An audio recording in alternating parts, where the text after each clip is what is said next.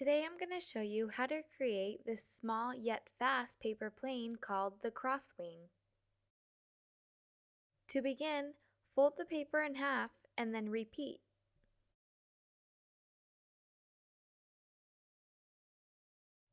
Fold the top two corners to the center at an angle.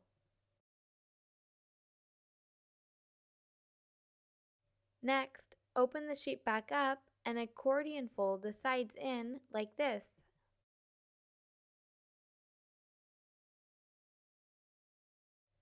Take both corners and fold them into the center line. Flip the plane around and then fold the peak down about 1 inch. Flip it around again and then fold it in half.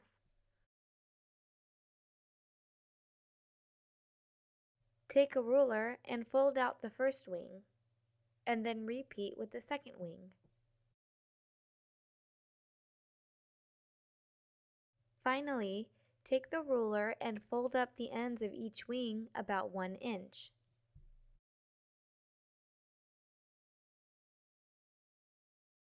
And that's how you create the crosswing.